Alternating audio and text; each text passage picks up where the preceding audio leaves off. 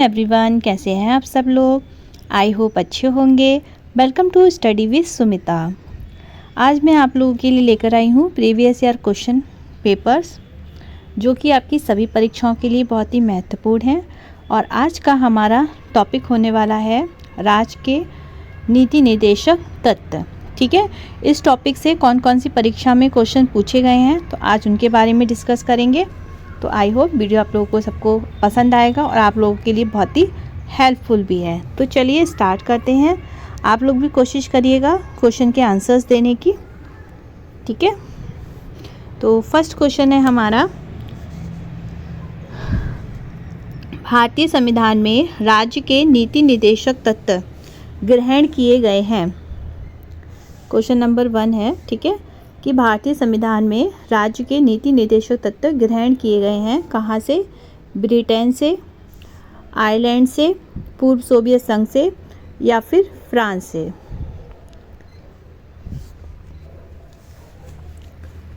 तो इसका right answer होगा ऑप्शन नंबर बी, आयरलैंड से। ठीक है, नेक्स्ट क्वेश्चन है आपका, राज्य के नीति निर्देशक तत्वों का उल्लेख भारतीय संविधान के किस भाग में है? भाग 2, भाग 3, भाग 4 एंड भाग 5। आपको बताना है। आंसर आपको पता हो तो आप कमेंट करके बता सकते हैं। राज्य के नीति निर्देशक तत्वों का उल्लेख भारतीय संविधान के किस भाग में है?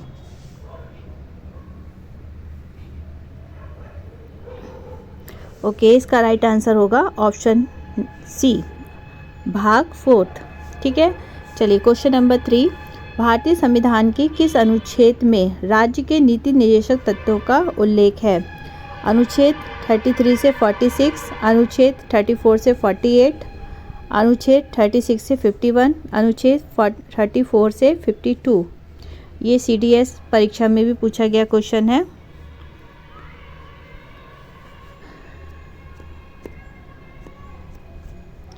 क्वेश्चन नंबर 3 का आंसर होगा ऑप्शन सी, अनुच्छेद 36 से 51। ठीक है, जिसमें राज्य के नीति निर्देशक तत्वों का उल्लेख किया गया है।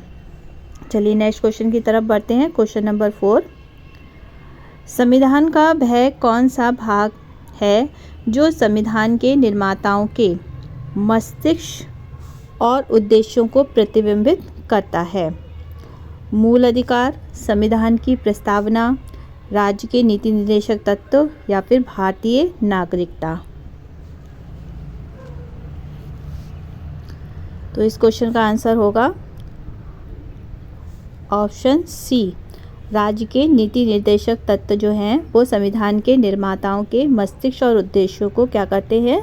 प्रतिबिंबित करते हैं। ठीक है, नेक्स्ट है, राज्य के नीति निर्देशक तत्वों में निम्नलिखित में से किन किन प्रकार के सिद्धांत अंतर्निहित हैं? आर्थिक सिद्धांत, सामाजिक सिद्धांत, प्रशासनिक सिद्धांत या फिर उपयुक्त सभी। तो राज्य के नीति निर्देशक तत्वों में जो आपके आर्थिक सिद्धांत, सामाजिक सिद्धांत और प्रशासनिक सिद्धांत, ये तीनों ही उपयुक्त हैं। तो इसके हिसाब से ऑप्शन नंबर डी आपका राइट आंसर है। नेक्स्ट है, भारतीय संविधान में राज्य के नीति निर्देशक सिद्धांतों को शामिल करने के पीछे मुख्य उद्देश्य क्या है? ठीक है, या था। तो फर्स्ट है आपका कल्याणकारी राज्य की स्थापना करना, धर्मनिरपेक्ष राज्य की स्थापना करना, सरकार के निरंकुश कार्य पर नियंत्रण रखना, नागरिकों के विकास के लिए सर्वोत्तम अवसर प्रदान करना या फिर उपयुक्त में से कोई नहीं।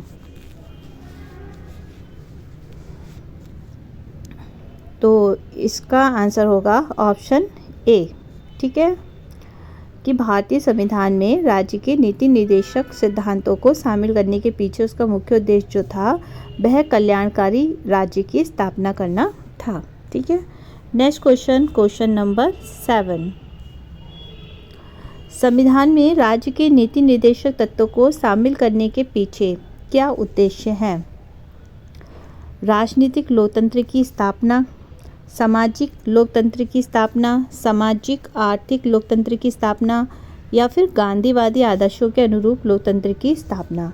और ये मोस्ट इम्पोर्टेंट क्वेश्चन है, आप देख सकते हैं कितनी सारी परीक्षाओं में ये पूछा गया क्वेश्चन है। ठीक है, तो बताइए इसका राइट आंसर क्या होगा।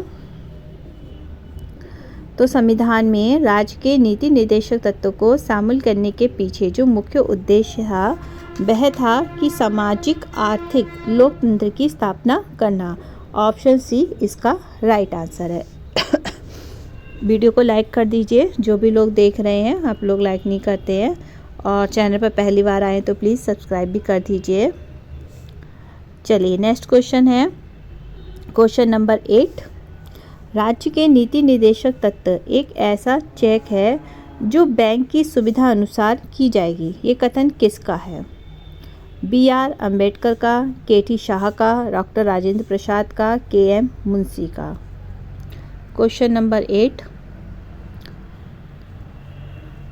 तो इसका राइट आंसर है कि राज्य के नीति निर्देशक तत्वों का एक ऐसा चेक है जो बैंक की सुविधा अनुसार की जाएगी, तो वह कहा है KT शाह ने। Option number B right answer है। नेक्स्ट क्वेश्चन नंबर 9, किस संवैधानिक संशोधन अधिनियम ने राज्य के नीति निर्देशक तत्वों को मौलिक अधिकारों की अपेक्षा अधिक प्रभावशाली बनाया?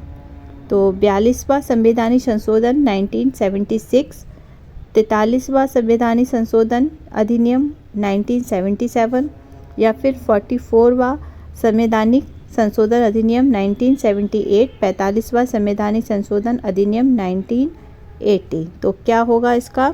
कि संशोधन ने राज्य के नीति निर्देशक तत्वों के मौलिक अधिकारों की अपेक्षा उसको अधिक प्रभावशाली बताया। तो इसका राइट आंसर होगा आपका ऑप्शन ए। ठीक है, 42वां आपका संवैधानिक संशोधन अधिनियम 1976। चलिए नेक्स्ट क्वेश्चन, क्वेश्चन नंबर 10। भारतीय संविधान का कौन सा अंग समाजवादी व्यवस्था स्थापित करने की प्रेरणा देता है? कौन देता है? मूल अधिकार, मूल कर्तव्य, नीति निर्देशक तत्व, या फिर नागरिकता। क्वेश्चन नंबर 10, तो राइट आंसर है ऑप्शन सी नीति निर्देशक तत्व। नेक्स्ट क्वेश्चन नंबर 11, संविधान में कल्याणकारी राज्य का आदेश दिया जाता है 42वें संशोधन में, प्रस्तावना में, नीति निर्देशक तत्वों में, या फिर मूल अधिकारों में? तो ये दिया जाता है आपके नीति निर्देशक तत्वों में। ठीक है, तो ऑप्शन सी इसका राइट आंसर है। नेक्स्ट, नीति निर्देशक सिद्धांत हैं, कैसे हैं? वाद योग्य हैं, वाद योग्य नहीं है, मौलिक अधिकार है, या उपयुक्त में से कोई नहीं है? बताइए। तो इसका आंसर होगा क्वेश्चन नंबर बी। इसका ऑप्शन नंबर बी जो है इसका राइट आंसर है, वाद योग्य नहीं है। चलिए नेक्स्ट क्वेश्चन, क्वेश्चन नंबर 13। नीति निर्देशक तत्वों का क्रियान्वयन निम्नलिखित में से किस पर निर्भर करता है? स्वतंत्र न्यायपालिका पर, राष्ट्रपति की इच्छा पर, सशक्त विपक्ष पर, या फिर सरकार के पास उपलब्ध संसाधनों पर? तो नीति निर्देशक तत्वों का क्रियान्वयन निम्नलिखित में से जो निर्भर करता है वह करता है सरकार के पास उपलब्ध संसाधनों पर। ऑप्शन डी इसका राइट आंसर है। नेक्स्ट क्वेश्चन नंबर 14, मूल अधिकार और राज्य के नीति निर्देशक तत्वों में क्या अंतर है? जो मूल अधिकार हैं और जो राज्य के नीति निर्देशक तत्व हैं, इनमें क्या अंतर है? राज्य के नीति निर्देशक तत्व बंधनकारी हैं जबकि मूल अधिकार नहीं हैं, या फिर राज्य के नीति निर्देशक तत्व बाध्य योग्य हैं और मूल अधिकार नहीं हैं, या फिर मूल अधिकार बाध्य योग्य हैं जबकि राज्य के नीति निर्देशक तत्व नहीं हैं, या डी उपरोक्त में से कोई नहीं?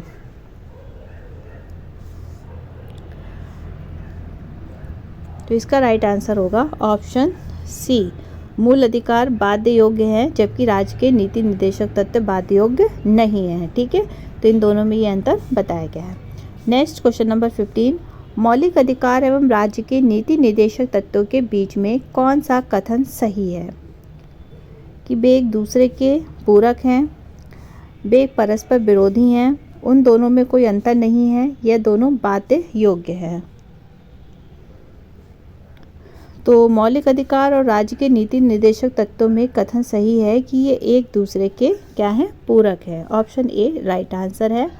क्वेश्चन नंबर 16 है, एक कल्याणकारी राज्य के निर्देश आदर्श वर्णित हैं। राज्य के नीति निर्देशक तत्वों में मौलिक अधिकारों के अध्याय में, संविधान की 7वें अनुसूची में या फिर संविधान की प्रस्तावना में।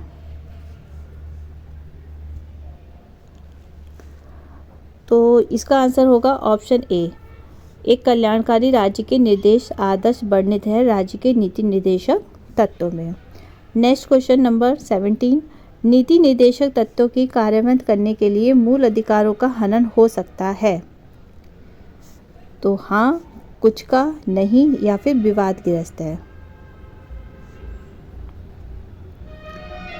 तो इसका आंसर होगा कि नीति निर्देशक तत्व जो कार्यान्वयन करने के लिए मूल अधिकारों का हनन कुछ का हो सकता है, बिल्कुल तो नहीं हो सकता लेकिन कुछ का हो सकता है। तो ऑप्शन नंबर बी इसका राइट आंसर है। क्वेश्चन नंबर 18 है, भारत के संविधान में अंतर्राष्ट्रीय सुरक्षा को प्रोत्साहन देना सन्निहित है। किस में है? संविधान की प्रस्तावना में, राज्य के नीति निर्देशक तत्वों में, मौलिक कर्तव्य में या फिर नवम सूची में। तो इसका राइट आंसर होगा ऑप्शन नंबर बी, राज्य के नीति निर्देशक तत्वों में। चलिए नेक्स्ट क्वेश्चन है, समान कार्य के लिए समान वेतन संविधान में सुनिश्चित किया गया है। किसमें? एक मौलिक अधिकार है, मौलिक कर्तव्य है, आर्थिक अधिकार है या फिर राज्य के नीति निर्देशक सिद्धांत का एक अंग है। ठीक है, ये आपको बताना है। क्वेश्चन नंबर 19, तो राइट आंसर ऑप्शन डी, राज्य के नीति निर्देशक सिद्धांत का एक अंग है। ठीक है, और 20 का क्वेश्चन है, भारतीय संविधान के निम्नोक्त भागों में से किस एक में न्यायपालिका और कार्यपालिका के पार्थक्य का प्रावधान दिया गया है? प्रस्तावना में, मूल अधिकार में, राज्य के नीति निर्देशक सिद्धांत में या फिर 7वीं तालिका में।